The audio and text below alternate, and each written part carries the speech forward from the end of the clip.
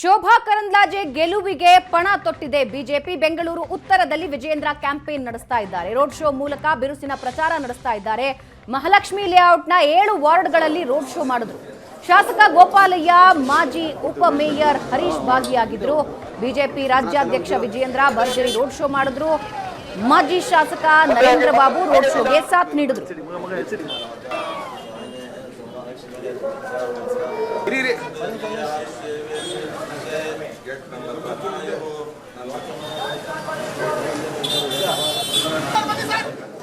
ಬೆಂಗಳೂರಿನಲ್ಲಿ ಬಿರುಸಿನ ಪ್ರಚಾರ ಕಾರ್ಯದಲ್ಲಿ ತೊಡಕೊಂಡಿದ್ದಾರೆ ಬಿಜೆಪಿಯ ರಾಜ್ಯಾಧ್ಯಕ್ಷ ವಿಜೇಂದ್ರ ಅವರು. ಬನ್ನಿ, ಅವ್ರು ನಮ್ಮೊಟ್ಟಿಗಿದ್ದಾರೆ, ಮಾತಾಡ್ಸೋಣ. ಸರ್, ಇವತ್ತು ದಿನಪೂರ್ತಿ ಪ್ರಚಾರ ಕಾರ್ಯಗಳನ್ನ ಹಮ್ಮಿಕೊಂಡಿದ್ದಾರೆ. ಯಾವ ರೀತಿಯಾಗಿ ಜನರ ರೆಸ್ಪಾನ್ಸ್ ಸಿಗ್ತಾ ಇದೆ ರೋಡ್ ಶೋನಲ್ಲಿ? ಇವತ್ತು ಬೆಂಗಳೂರು ಉತ್ತರ, ಬೆಂಗಳೂರು ಕೇಂದ್ರ ಮತ್ತು ಬೆಂಗಳೂರು ದಕ್ಷಿಣ 3 ಲೋಕಸಭಾ ಕ್ಷೇತ್ರಗಳಲ್ಲಿ ಇವತ್ತು ರೋಡ್ ಶೋನ ನಮ್ಮೆಲ್ಲ ಪಕ್ಷದ ವತಿಯಿಂದ ಏರ್ಪಾಡು ಮಾಡಿದ್ದಾರೆ. ತಾವೇ ನೋಡ್ತೀರಿ ರಸ್ತೆ ಬದಿಯಲ್ಲಿ ಯಾವ ರೀತಿ ಮತದಾರರು ಉತ್ಸಾಹನ ತೋರಿಸ್ತಾ ಇದ್ದಾರೆ ಅಂತಕ್ಕಂಥದ್ದನ್ನು. ಪ್ರತಿಯೊಬ್ಬರ ಮನಸ್ಸಲ್ಲಿ ಇರ್ತಕ್ಕಂಥದ್ದು ನರೇಂದ್ರ ಮೋದಿಜಿ. ಹಾಗಾಗಿ ಭಾರತೀಯ ಜನತಾ ಪಾರ್ಟಿ ಯಾರೇ ಅಭ್ಯರ್ಥಿ ಆದರೂ ಸಹ ಇವತ್ತು BJP ಮತ್ತು JDS ಪಕ್ಷ ಒಟ್ಟಾಗಿ ಒಂದಾಗಿ ಇವತ್ತು ಹೋಗ್ತಾ ಇರ್ತಕ್ಕಂಥ ಸಂದರ್ಭದಲ್ಲಿ ಮತದಾರರು ಈಗಾಗಲೇ ತೀರ್ಮಾನ ಮಾಡಿದ್ದಾರೆ. ದೇಶದ ಭವಿಷ್ಯದ ದೃಷ್ಟಿಯಿಂದ ಮೋದಿಜಿ ಮತ್ತೊಮ್ಮೆ ಈ ಒಂದು ಮಾನಸಿಕ ಸ್ಥಿತಿಯಲ್ಲಿ ಮತದಾರರಿದ್ದಾರೆ.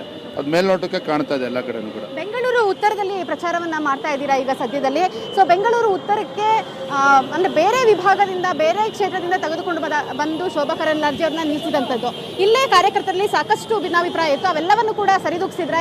ಹೇಗೆ ನಡೀತಿದೆ? ಯಾವುದೇ ಭಿನ್ನಾಭಿಪ್ರಾಯ ಇಲ್ಲ. ಎಲ್ಲರ ಮನಸ್ಸಲ್ಲಿರ್ತಕ್ಕಂಥದ್ದು ಕಮಲ್ದು, ಎಲ್ಲರ ಮನಸ್ಸಲ್ಲಿರ್ತಕ್ಕಂಥದ್ದು ನರೇಂದ್ರ ಮೋದಿಜಿ. ಇಲ್ಲಿ ಅಭ್ಯರ್ಥಿ ಯಾರು ಅಂತಕ್ಕಂಥ ಪ್ರಶ್ನೆ ಇಲ್ಲ. ಎಲ್ಲ ಮತದಾರ ಇರ್ಬೋದು, ಕಾರ್ಯಕರ್ತ ಇರ್ಬೋದು, ಮತದಾರ ಇರ್ಬೋದು, ಎಲ್ಲರ ಮನಸ್ಸಲ್ಲಿ ಸ್ಪಷ್ಟತೆ ಇದೆ ನರೇಂದ್ರ ಮೋದಿಜಿ. ಹಾಗಾಗಿ ಯಾವುದೇ ಭಿನ್ನಾಭಿಪ್ರಾಯಗಳು ಇಲ್ಲ. ಎಲ್ಲರೂ ಸಹ ಒಟ್ಟಾಗಿ ಒಂದಾಗಿ ಶೋಭಾ ಕರಂದ್ಲಾಜೆ ಅವರನ್ನ ಗೆಲ್ಲಿಸೋ ನಿಟ್ಟಿನಲ್ಲಿ ಎಲ್ಲರೂ ಕೂಡ ಶ್ರಮನ ಆಗ್ತಾ ಇದ್ದಾರೆ. ಅದರ ಪ್ರತಿಫಲ ಏನು ಅಂತ ಹೇಳಿದ್ರೆ, ಒಂದು ದೊಡ್ಡ ಅಂತರದಲ್ಲಿ, ಇವತ್ತು 2 ಲಕ್ಷಕ್ಕೂ ದೊಡ್ಡ ಅಂತರದಲ್ಲಿ ಶೋಭಾ ಕರಂದ್ಲಾಜೆ ಅವರು ಗೆಲ್ತಾರೆ. ಕಾನೂನಾತ್ಮಕವಾಗಿ ಬೇರೆ ರೀತಿ ಎಲೆಕ್ಷನ್ ಅಲ್ದೇ ಬೇರೆ ಕಂಪ್ಲೇಂಟ್ಗಳನ್ನ ಕೊಡೋದು, ಆ ರೀತಿ ಹೋರಾಟಗಳನ್ನ ಮಾಡ್ರೆ ನಾವೇನು ಕಂಪ್ಲೇಂಟ್ ಕೊಟ್ಟು ಇದನ್ನು ಎದುರುಕೊಳ್ತಕ್ಕಂಥ ಪ್ರಶ್ನೆ ಇಲ್ಲ. ಇದು ಕಾಂಗ್ರೆಸ್ ಪಕ್ಷದ ಗ್ಯಾರಂಟಿ ಇರ್ಬೋದು, ಅವ್ರ ಜಾಹೀರಾತು ಇರ್ಬೋದು, ಇದಕ್ಕೆ ಉತ್ತರವನ್ನ ಎಲ್ಲ 28 ಕ್ಷೇತ್ರಗಳಲ್ಲಿ BJP JDS ಗೆಲ್ಲೋದ್ರ ಮೂಲಕ ಉತ್ತರವನ್ನು ಕೊಡ್ತೇವೆ.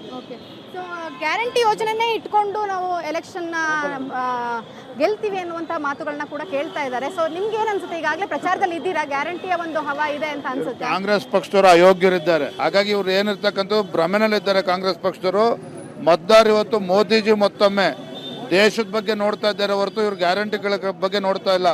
ನಾನು ತಮ್ಮ ಮೂಲಕ ರಾಜ್ಯದ ಮುಖ್ಯಮಂತ್ರಿಗಳಿಗೆ, ಕಾಂಗ್ರೆಸ್ ಸರ್ಕಾರ ಕೇಳ್ತಾನೆ, ಯಾವ್ದಾರ ಒಂದು ಯೋಜನೆ ಹೇಳಿ, ಗ್ಯಾರಂಟಿ ಬಿಟ್ಟು ಏನು ಅಭಿವೃದ್ಧಿ ಕೆಲಸ ಮಾಡಿದ್ದೇವೆ, ರಸ್ತೆ ಕಾಮಗಾರಿಗಳು ಮಾಡಿದ್ದೇವೆ, ಶಾಲೆಗಳನ್ನು ಕಟ್ಟಿಸಿದ್ದೇವೆ, ಆಸ್ಪತ್ರೆಗಳು ಕಟ್ಟಿಸಿದ್ದೇವೆ, ಜನರ ಒಂದು ಅನುಕೂಲ ಆಗೋ ರೀತಿಯಲ್ಲಿ ಯಾವ ಯೋಜನೆ ಕೊಟ್ಟಿದ್ದಾರೆ ಹೇಳಿ ಇವರು?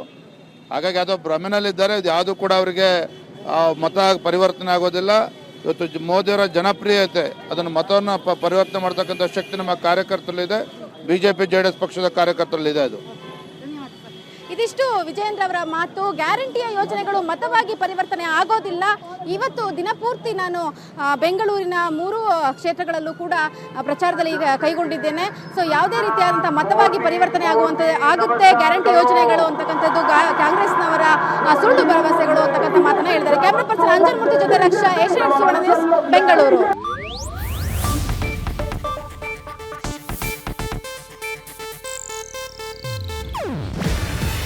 ಇದು ಏಷ್ಯಾನೆಟ್ ನ್ಯೂಸ್ ನೆಟ್ವರ್ಕ್ ಪ್ರಸ್ತುತಿ. ನೀವು ನೋಡ್ತಿದ್ದೀರಾ ಏಷ್ಯಾನೆಟ್ ಸುವರ್ಣ ನ್ಯೂಸ್.